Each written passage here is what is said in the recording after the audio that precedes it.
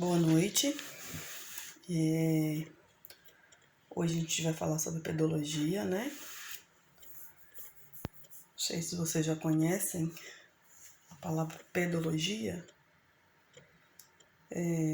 A palavra é formada pela união, né, de pedon, que vem do grego e significa solo, e logos, que também é do grego e pode ser entendido como estudo.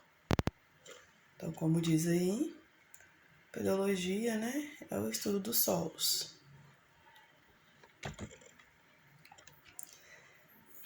O objetivo, né, da nossa aula, então, é identificar as características dos solos, né, e os tipos de solo.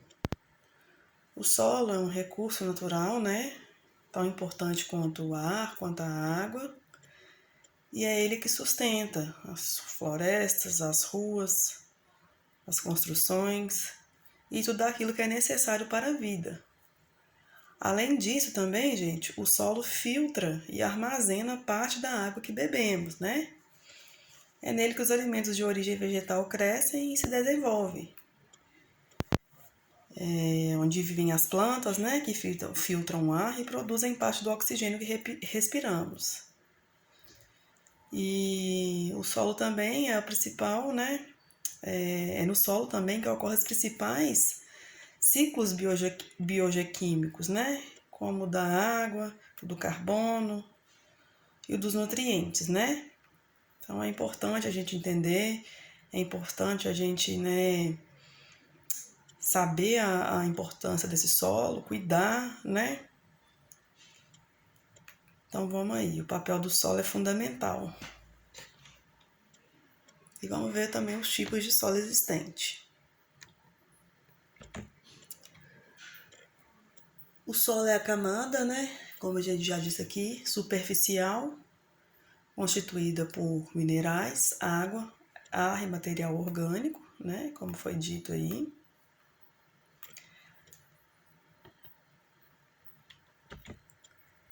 O solo também contém uma grande quantidade de vírus, de bactérias, né? De fungos e protozoários.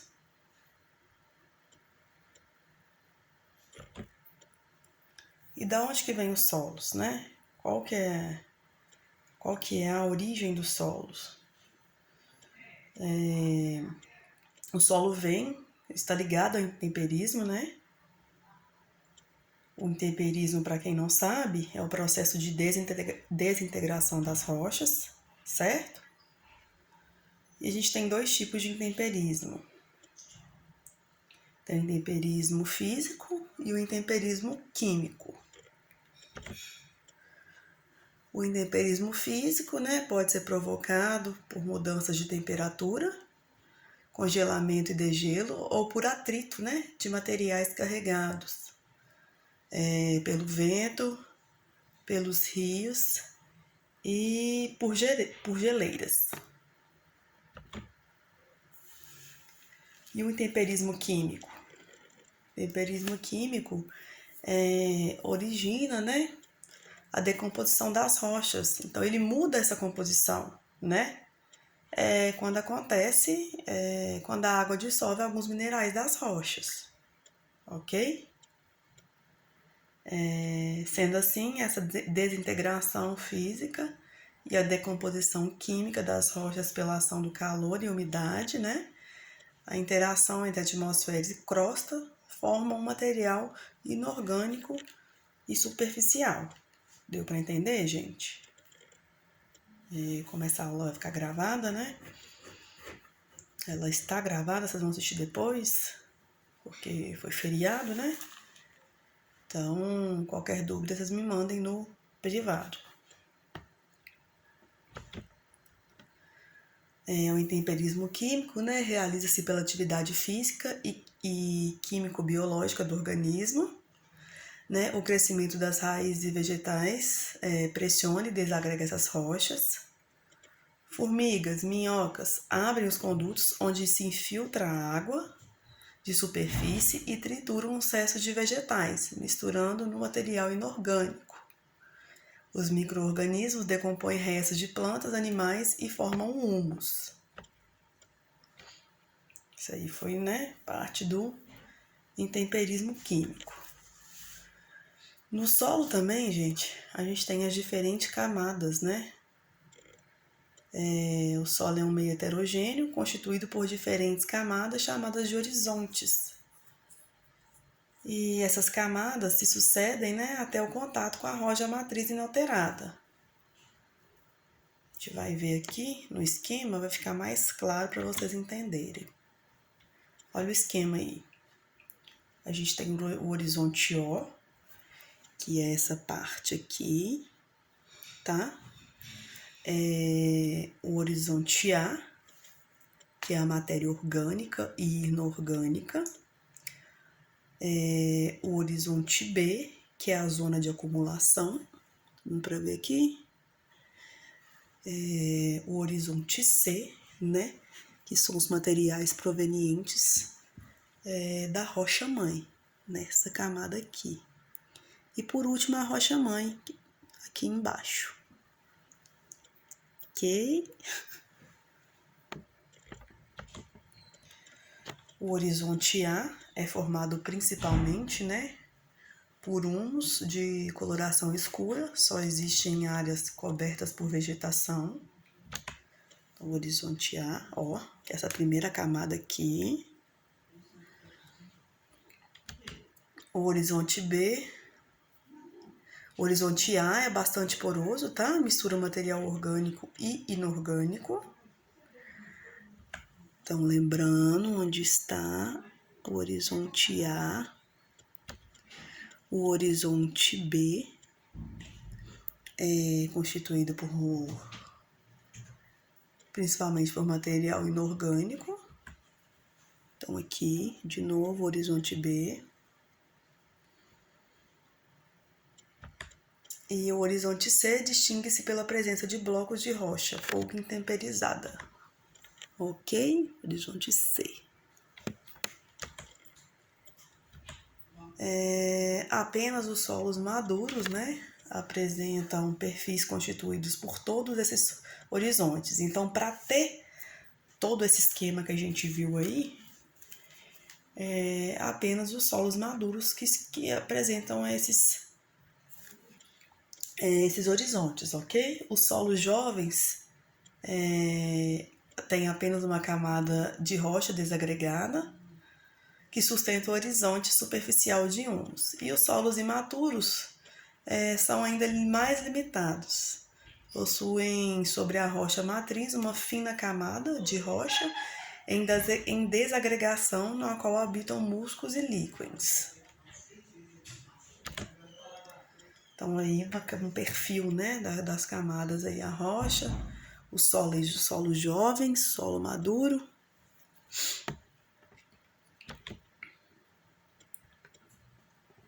Aí as camadas do solo, né, como a gente viu aqui com a sua coloração.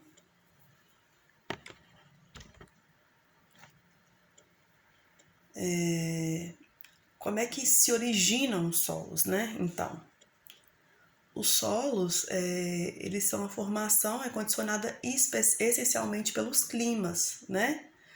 Então, como regra, o mesmo tipo de rocha submetida a diferentes condições climáticas gera solos diferentes, ok? E, por outro lado, as rochas diferentes, quando sujeitas, né, a mesmas condições climáticas, resultam muitas vezes em solos quase idênticos.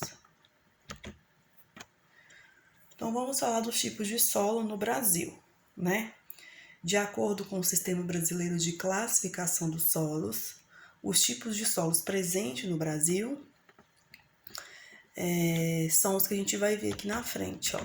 Só lembrando que a distribuição dos tipos de solo ao longo do território brasileiro, ela é bastante diversificada e reflete a variabilidade dos seus fatores de formação, como clima, material de origem, relevo, organismos e o tempo, ok? Então, aí tá uma legenda, eu vou enviar esse material para vocês, tá? A gente tem os argissolos, os cambissolos, xenossolos, espedossolos, gleissolos, latossolos, luvissolos, neossolos, nitossolos, planossolos, plintossolos, organossolos e os vertissolos. São nomes, né, nomenclaturas mais diferentes, mas eu vou mandar essa imagem para vocês, né? Ela também está no site do IBGE. No final da aula eu deixei o link também para vocês consultarem, mas de toda forma eu vou entregar para vocês, tá? A gente vai falar especificamente hoje, na nossa aula, a gente vai falar dos argissolos. Ao decorrer das aulas, né, a gente vai falar de mais algumas, mas o que a gente vai estudar hoje principalmente é o argissolos. Apresenta um maior teor. O nome já diz, né? Argissolos. Apresenta um maior teor de argila, né, nas camadas subsuperficiais em relação às superficiais. Sua cor pode variar do acinzentado até avermelhada, sendo que o amarelo e as vermelhas, né, o tom amarelado e avermelhado, são as mais comuns, tá? Pode ser encontrado em praticamente todas as regiões brasileiras e representa aproximadamente 24% da superfície do país. Em termos de extensão geográfica, ocupam a segunda maior posição, depois dos latossolos, ok?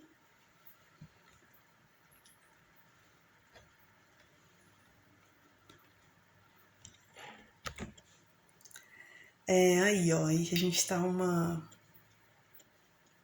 a estrutura do argissolo, o perfil, né, do argissolo aí, o tom amarelo, o tom vermelho amarelo e o vermelho. Então é isso, gente.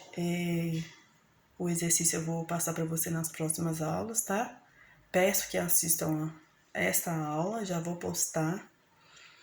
E qualquer dúvida, né? Pode me chamar, tá? No privado para responder as perguntas, ok?